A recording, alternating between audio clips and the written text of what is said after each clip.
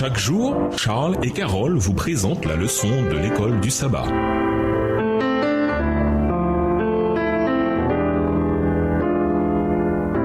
Bienvenue dans votre émission Dieu nous parle. Nous voilà à la leçon de lundi, Daniel et le retour de Jésus.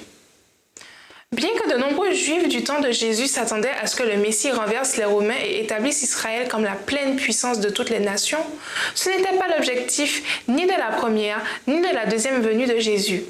Dieu avait en réserve quelque chose de bien plus grand pour son peuple fidèle qu'une simple réorganisation de l'ancien monde déchu et pécheur. De tout l'Ancien Testament, Daniel 2 est le passage qui révèle le plus clairement la vérité suivante.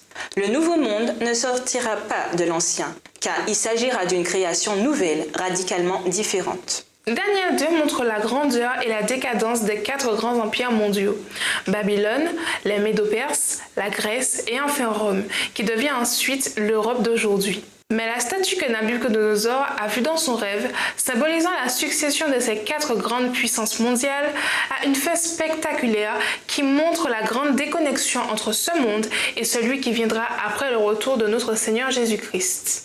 Lisons Daniel 2, versets 34, 35, 44 et 45. Qu'enseignent ces versets sur le destin de ce monde et la nature du nouveau. Tu regardais lorsqu'une pierre se détacha, sans le secours d'aucune main, frappa les pieds de fer et d'argile de la statue et les mit en pièces. Alors le fer, l'argile, les reins, l'argent et l'or furent brisés ensemble et devinrent comme la balle qui s'échappe d'une aire en été. Le vent les emporta et nulle trace n'en fut retrouvée. Mais la pierre qui avait frappé la statue devint une grande montagne et remplit toute la terre. Verset 44. Dans le temps de ces rois, le Dieu des cieux suscitera un royaume qui ne sera jamais détruit et qui ne passera point sous la domination de notre peuple. Il brisera et anéantira tous ces royaumes-là, et lui-même subsistera éternellement. C'est ce qu'indique la pierre que tu as vue se détacher de la montagne sans le secours d'aucune main, et qui a brisé le fer, les reins, l'argile, l'argent et l'or. Le grand Dieu fait connaître au roi ce qui doit arriver après cela. Le songe est véritable et son explication est certaine. Ces versets laissent peu de doute quant à ce qui arrivera quand Jésus reviendra.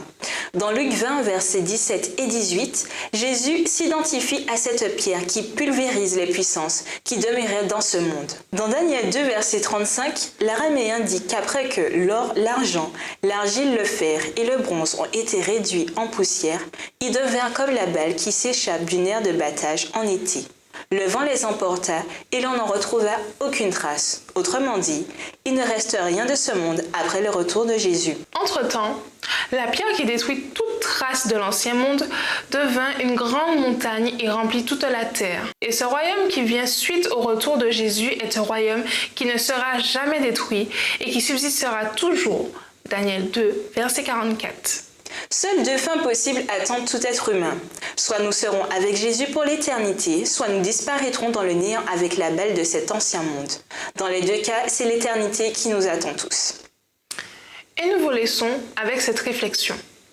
Devons-nous considérer la rareté des épreuves comme une bénédiction ou comme le signe d'un trop grand confort? Au revoir.